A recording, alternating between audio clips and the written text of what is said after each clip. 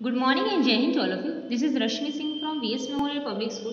Now I am going to continue with the second part of the chapter 3 class 6 geography motions of the earth. So basically students हमने rotation of the earth पढ़ा, उसके effects पढ़े.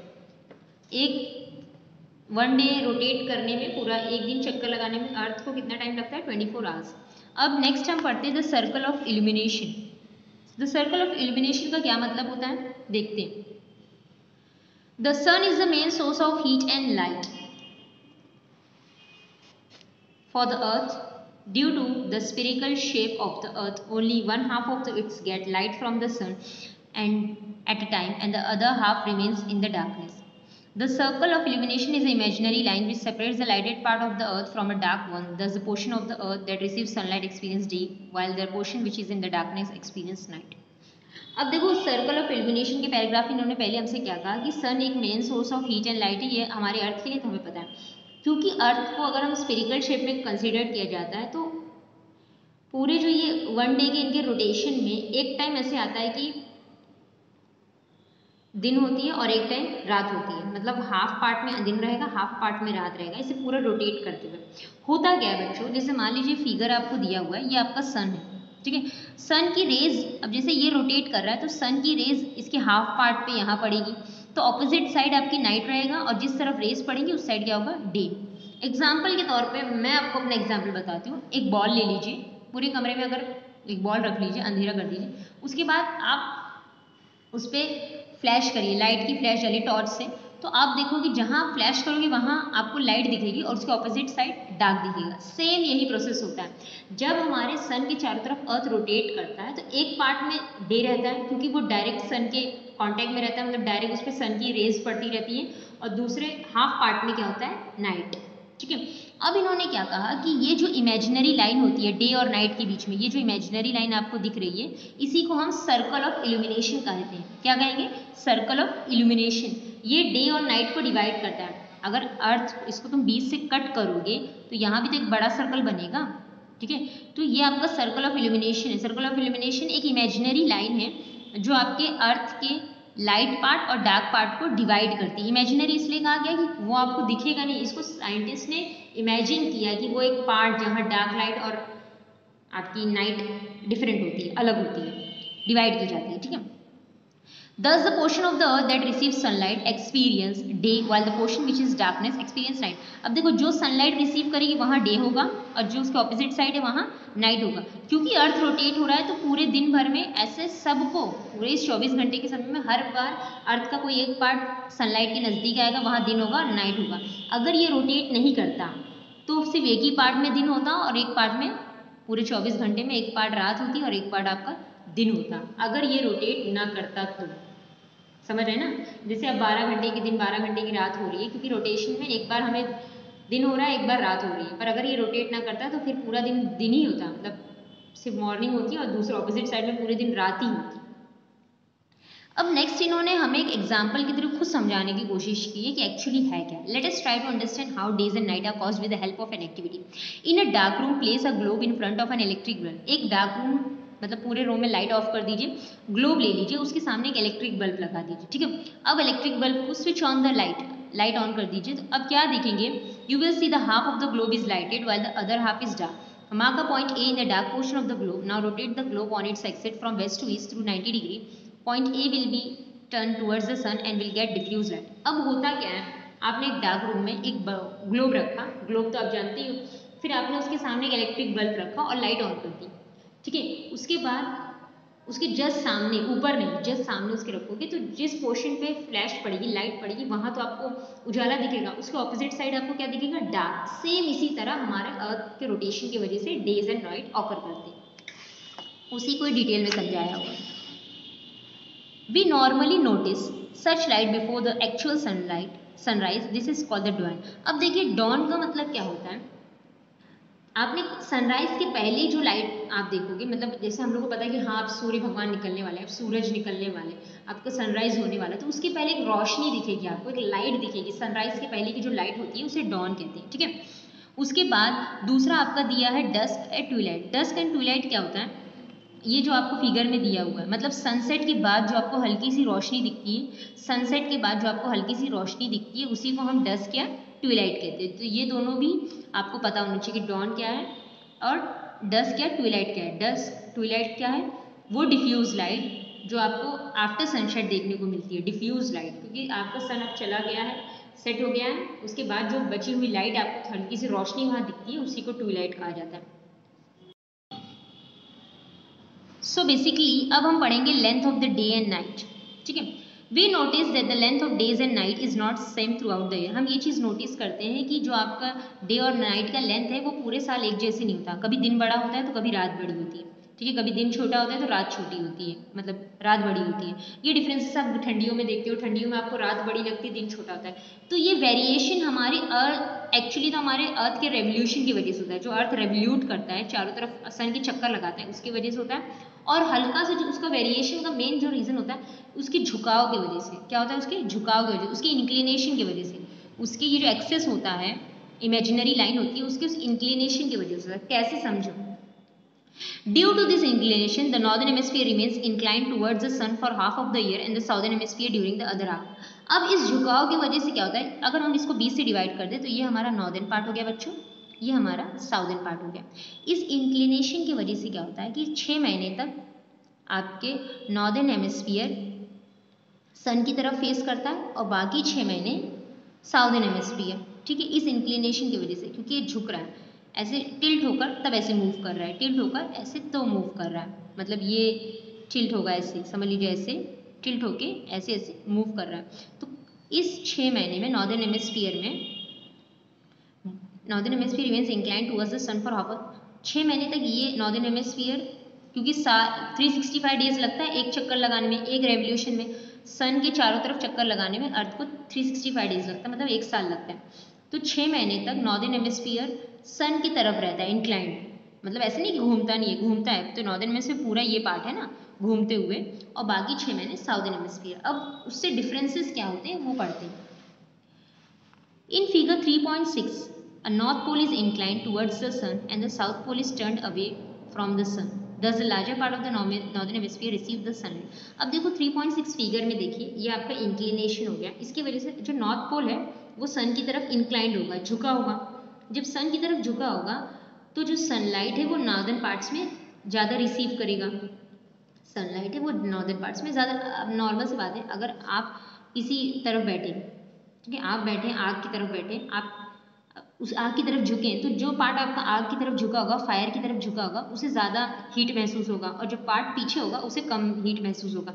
Same इसी तरह क्या होता है, हमारा अर्थ जो होता है वो हल्का सा झुक कर रेवोल्यूट होता है, इंक्लाइन होकर रेवोल्यूट करता है, मतलब चक्कर लगाता है सन के। तो जब वो घूमता है तो जो आपका नॉर्दर्न हेमिस्फीयर है बच्चों, उसका नॉर्थ पोल सन की तरफ ज़्यादा इंक्लाइंड रहता है। नॉर्दर्न हेमिस्फीयर का केवल ले रहे हैं, मतलब ऊपर के पार्ट का समझ लीजिए, केवल ले रहे हैं नॉर्दर्न हेमिस्फीयर का।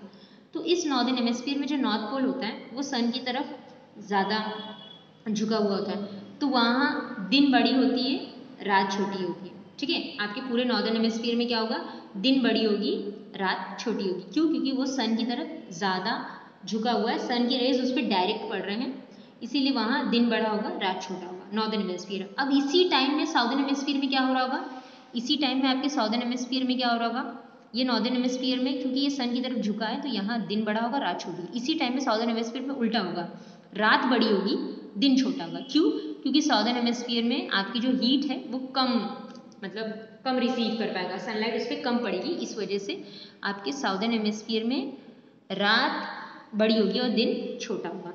मतलब अगर हमने ये कह दिया कि इस हाफ पार्ट में, अगर हमने आपसे पूछ लिया कि नॉर्दर्न हेमिस्फीयर में क्या, तो आप कहोगे नॉर्दर्न हेमिस्फीयर में दिन बड़ा है, साउदर्न हेमिस्फीयर में आपके रात बड़ी है। ठीक है, नॉर्दर्न हेमिस्फीयर में रात छोटी है और साउदर्न हेमिस्फीयर में दिन छोटा है, इस हाफ पार्ट में।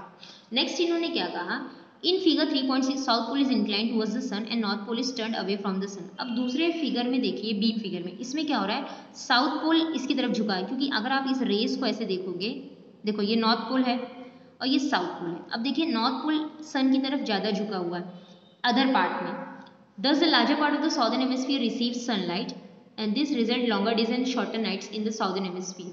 और इसी वजह से ये होता कब है, पूरे साल भर में होता है। 6 महीने तो नॉर्दर्न हेमिस्फीयर झुका हुआ रहेगा सन की तरफ, बाकी 6 महीने साउदर्न हेमिस्फीयर। तो जब नॉर्दर्न हेमिस्फीयर टिल्ट रहता है सन की तरफ, तो वहाँ दिन बड़े होते हैं, रात छोटी होती है। और जब साउदर्न हेमिस्फीयर झुका होता है सन की तरफ, तो वहाँ दिन बड़े होंगे, रात छोटी होगी। और उसी टाइम में अगर हम ये कहें कि साउदर्न हेमिस्फीयर सन की तरफ टिल्ट है, ज़्यादा झुका है, तो नॉर्दर्न में क्या हो रहा है, तो नॉर्दर्न में उसी के ऑपोजिट हो रहा होगा। आई होप आपने समझा होगा कि मैं आपसे क्या कहना चाह रही हूँ, इसका डिफरेंसेस एक बार रिकॉल कर लेते हैं, बहुत ध्यान से सुनिएगा बच्चों। Length of days and night का जो एक्चुअली वेरिएशन होता है, या तो दो वजह से है, मतलब या तो नहीं, कन्फर्म दो वजह से। अर्थ के रेवोल्यूशन की वजह से, जो अर्थ सन के चक्कर लगा रहा है, दूसरा उसके झुकाव की वजह से, इंक्लिनेशन की वजह से। उसके इंक्लिनेशन की वजह से अर्थ के नॉर्दर्न हेमिस्फीयर में 6 महीने तक नॉर्दर्न हेमिस्फीयर सन की तरफ झुका हुआ रहता है, मतलब एक्सेस पे घूमते घूमते, और 6 महीने बचे हुए 6 महीने साउदर्न हेमिस्फीयर। जब नॉर्दर्न हेमिस्फीयर सन की तरफ झुका होता है, तो नॉर्थ पोल में, नॉर्दर्न हेमिस्फीयर के नॉर्थ पोल ज़्यादा सनलाइट रिसीव करता है, तो वहाँ दिन बड़ी होती है, रात छोटी होती है। उसी टाइम साउदर्न हेमिस्फीयर में, उस टाइम जब 6 महीने नॉर्दर्न हेमिस्फीयर झुका हुआ रहता है, तो उस टाइम साउदर्न हेमिस्फीयर में रात बड़ी होती है, दिन छोटा होता है, ठीक है।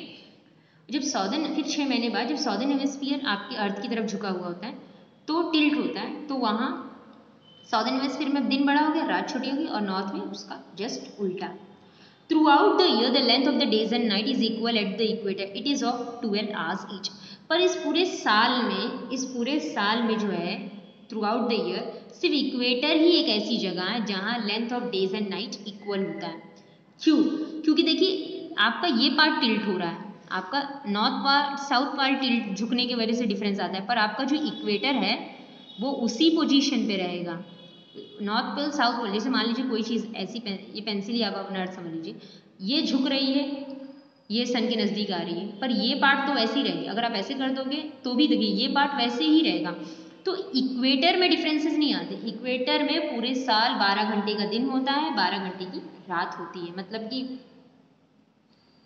टाइम यहाँ भी डिवाइडेड 12 आवर्स के, पर हमें ऐसे लगता है कि दिन बड़ा है, रात छोटी है। पर आप इक्वेटर पे जाओगे ना, जो कंट्रीज इक्वेटर्स पे हैं, वहाँ पूरा ऐसे फील होता है कि हाँ 12 घंटे का दिन है, 12 घंटे की रात है, इक्वल डेज एंड नाइट होती है।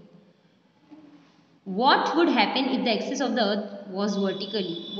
The length of the days and night will be equal to all places on the earth. अगर आपका अर्थ ऐसे घूमता, बिल्कुल सीधा सीधा, ये जो टिल्ट हुआ है, झुकाव ना होता, तो पूरे अर्थ पे जितने भी प्लेसेस हैं, ठीक है, वहाँ दिन रात दोनों 12-12 घंटे के होते हैं, लेंथ में वेरिएशन आता है। मतलब मेरा कहने का मतलब है कि अर्थ जो झुक कर घूमता है, जो झुक कर रेवोल्यूट करता है, सन के चक्कर लगाता है, अगर वो सीधे सीधे सन के चक्कर लगाता, तो पूरे साल अर्थ के सारे पार्ट्स में डेज एंड नाइट इक्वल होती है, मतलब 12 घंटे के दिन, 12 घंटे की रात होती है। इसमें बड़ा छोटा ना होता है कि दिन बड़ा है, रात छोटी, ये वेरिएशन ना होता। ये कब होता है? जब अर्थ एकदम स्ट्रेट होता, स्ट्रेट घूम के वर्टिकल होकर चक्कर लगाता। Revolution of the earth. अब बच्चों हम लोग रेवोल्यूशन ऑफ द अर्थ पढ़ेंगे। The earth while rotating on its axis also revolves around the sun. This motion of the earth is called revolution. The earth revolves around the sun from west to east. The speed of the earth revolution is about 30 kilometre पर second. देखिए revolution of earth क्या बोला है कि अर्थ अपने access पे rotate करने के साथ साथ सन की चारों तरफ चक्कर भी लगाता है, मतलब अपने एक्सेस पे भी रोटेट करता है ऐसे ऐसे, और उसके बाद ऐसे ऐसे घूमते हुए चारों तरफ चक्कर भी लगाता है सन के। इस मोशन को क्या कहते हैं? रेवोल्यूशन। जब ये कहा जाए कि earth is revolving around the sun, इसका मतलब क्या होता है? रेवोल्यूशन। इस मूवमेंट को कहते हैं रेवोल्यूशन। जब ये कहा जाए कि the earth is moving on it axis, इसका मतलब होता है रोटेशन। दोनों का डिफरेंस याद रखते हैं। अर्थ कैसे रिवॉल्व करता है सन के? वेस्ट टू ईस्ट, ठीक है। एक सेकेंड में अर्थ कितने रेवोल्यूशन करता है? 30 किलोमीटर्स। एक सेकेंड में 30 किलोमीटर डिस्टेंस ट्रेवल कर लेता है अर्थ। एक सेकेंड में स्पीड देखिए उसकी 30 किलोमीटर पर सेकेंड, तो एक सेकेंड में 30 किलोमीटर डिस्टेंस ट्रेवल कर लेता है। The earth takes 365 days and 5 hours 48 minutes and 56 seconds, that is 365 and 1/4 days to complete one revolution around the sun. अब देखो अगर किसी ने आपसे पूछा कि एक चक्कर लगाने में अर्थ को कितना टाइम लगता है, तो एक रेवोल्यूशन में अर्थ को 365 days 5 hours 48 minutes and 56 seconds लगता है, ठीक है। अब ये बहुत ऐसा लग रहा है कि कितने दिन बाद सुन रहे हैं। अर्थ को देखिए, फिर से देख लिया, अर्थ को याद कर लेना, 365 days 5 hours 48 मिनट 56 सेकेंड्स लगते हैं। इससे भी इजी तरीके से याद करना है, that is about 365 and 1/4 days. आप इससे भी इजी याद करना है, 365 डेज उसके साथ 6 आवर्स अप्रॉक्स लगा के, अप्रॉक्स कितने लगते हैं 6 आवर्स, क्योंकि देखिए आवर्स में भी यहाँ कुछ कम है ना, 48 मिनट्स हैं, इस 2 मिनट में भी कुछ सेकेंड्स में भी कमी है, तो इसलिए अप्रॉक्स 365 डेज एंड 6 आवर्स। आप ये याद कर लेना सबसे इजी, या तो ये याद कर लेना 1 रेवोल्यूशन में 365 1/4 डेज लगते हैं, या 365 डेज 6 आवर्स। क्योंकि कैलकुलेशन को इजी रखने के लिए हम सिर्फ 365 डेज याद रखते हैं, और ये 6 आवर्स 4 साल में, देखिए 6 + 6 + 6 + 6 4 साल में 6 4 से कितना हो जाएगा 24, मतलब एक दिन आपका और बढ़ जाएगा, ठीक है, एक दिन और बढ़ जाएगा, मतलब कितना हो जाएगा 366 डेज। यही आपका क्या होता है लीप ईयर। क्या होता है लीप ईयर, जो आप कहते हैं ना कि फरवरी में 4 साल बाद 29 डेज आते हैं, वो इसी की वजह से आते हैं। जो आपको 29 जो लास्ट में को एक डे बढ़ता है ना, वो इसी 6 घंटे की वजह से बढ़ता है। जो हर साल 365 डेज 6 आवर्स लगते हैं, हम इस 6 आवर्स को कैलकुलेट नहीं करते, और ये 6 आवर्स 4 साल बाद एक मतलब पूरा 24 आवर्स हो जाता है। 24 आवर्स का मतलब एक दिन, और वही एक दिन किस में ऐड हो जाता है फरवरी में। पैराग्राफ रीड करेंगे क्लियरली समझ जाओगे। The time taken by the earth to go round the sun once is called year. This revolution is called annual motion of the earth. अब देखो एक पूरा चक्कर लगाने में अर्थ को सन के अराउंड एक ईयर, एक साल लग जाता है, इसे एनुअल मोशन कहते हैं। डेली मोशन किसे कहते हैं, वो 24 आवर्स का जो टाइम लगता है अर्थ को रोटेट करने पे अपने एक्सिस पे, उसे डेली मोशन कहते हैं। एनुअल मोशन किसे कहते हैं, एक पूरा साल जो लगता है 365 डेज का टाइम लगता है उसको रोटेट करने में, रेवोल्यूट करने में, और चारों तरफ अर्थ की, वही इसका एनुअल मोशन हो गया। For your convenience we count only 365 days in a year. देखिए सुविधा के लिए लोग इसे कैलकुलेशन इजी करने के लिए हम 365 डेज ही कैलकुलेट करते हैं 1 ईयर में। The balance of about 6 hours is compute to 1 extra day for every 4 hours, the additional days added to the month of February in that year. Thus February is has 29 days and the year has 360 days. ये तो मैंने आपको पहले ही बता दिया कि हम 365 days लेके चलते हैं, और जो 6 ईयर्स है ये ऐड कर करके 4 साल बाद एक दिन एक्स्ट्रा हो जाता है, जो फरवरी में जाकर ऐड होता है, और कहते हैं नहीं फरवरी में 4 साल बाद 29 डेज आता है, लीप ईयर जिसे कहते हैं, वो इसी ईयर्स हो जाता है। और यहाँ कितना हो जाता है 366, and the extra day in the month of February is added to leap year. The path along which the earth revolves around the sun is called the orbit, which is fixed. The length of the orbit is about 365 million kilometers. The shape of the orbit is oval or elliptical. Since the orbit is elliptical, sun occupies one focus of the eclipse and distance between the earth and sun varies throughout the year. अब देखिए इस important part में पहले हम ये पढ़ लेते हैं। आप ये फिगर देखिए, ठीक है, इस फिगर को देखिए, और इस फिगर में ये जो आपको दिख रहा है ना, ये पाथ, ये एलिप्टिकल पार्ट है, कैसे वृत्ताकार एलिप्टिकल पार्ट है, ये उसके ऑर्बिट है। ऑर्बिट मतलब जहाँ वो चारों तरफ चक्कर लगाता है, जिस ऑर्बिट में अर्थ जो आपका ऐसे घूमने नहीं लगता, यहाँ से चला गया यहाँ से जिगजैग नहीं, एक पर्टिकुलर पाथ, एक पर्टिकुलर रास्ते में, एक पर्टिकुलर ऑर्बिट में वो चक्कर लगाता है। ये पाथ कैसा है एलिप्टिकल है, ओवल भी कह सकते हो उसे और एलिप्टिकल भी कह सकते हो, ठीक है। इसकी लेंथ कितनी है बच्चों, इसकी लेंथ, ये पूरी जो पाथ है इसकी लेंथ कितनी है 365 मिलियन किलोमीटर से, कितनी है 365 मिलियन किलोमीटर। अब होता क्या है, देखिए इसका शेप ओवल है, एलिप्टिकल होने की वजह से कभी ऐसे आता है कि सन और अर्थ के बीच का डिस्टेंस कम होता है, और कभी कभी ऐसा होता है कि सन और अर्थ के बीच का डिस्टेंस ज़्यादा होता है, और वही आगे हमको पैराग्राफ में पढ़ना है, ठीक है।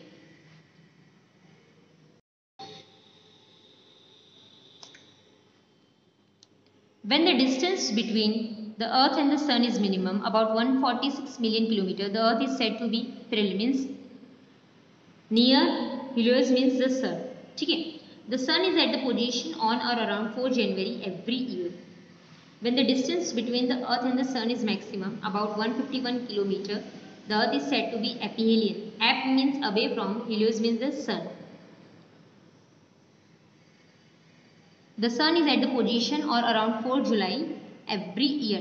So basically students, अब हम पढ़ते हैं इसको कि ये शेप से हमें क्या बताने की कोशिश कर रहा है, ठीक है।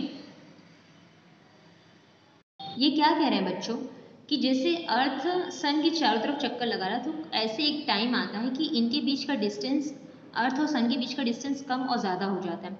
जब अर्थ और सन के बीच का डिस्टेंस 146 मिलियन किलोमीटर्स होगा तो उसे हम कहते हैं पेरिहेलिन। क्या कहते हैं? पेरिहेलिन। क्या कहते हैं? पेरिहेलिन, जिसका मतलब होता है नियर। नियर, पेरी का मतलब होता है नियर, हेलियोस का मतलब होता है सन। ठीक है, यहाँ पेरिहेलिन का मतलब होता है जो सन के नज़दीक हो। एक ऐसा पोजीशन आएगा अर्थ और सन के रिस्पेक्ट में, अर्थ विद रिस्पेक्ट टू सन, कि अर्थ सन से नज़दीक होगा। कितना? 146 मिलियन किलोमीटर, क्योंकि वो इस चारों तरफ ओवल्स के चक्कर लगा रहा है। तो एक टाइम ऐसे आएगा कि वो सन के नज़दीक होगा। कौन? अर्थ। और उनके बीच की डिस्टेंस कितनी होगी? 146 मिलियन किलोमीटर्स। जो आपको ये पोजीशन आपको कब मिलेगा? This is at this position around the 4 January. 4 January every year, हर साल 4 जनवरी को ये पोजीशन आपको मिलेगी। कौन सी?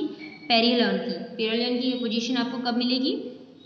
4 जनवरी को। ये वही टाइम होता है जब अर्थ सन से सिर्फ 146 मिलियन किलोमीटर्स दूर होता है। सन से 146 मिलियन किलोमीटर्स दूर होता है। फिर दोबारा इन्होंने कहा कि एक टाइम ऐसा आएगा कि सन और अर्थ के बीच में सबसे ज़्यादा डिस्टेंस होगा, मतलब सबसे ज़्यादा अर्थ से सन दूर रहेगा।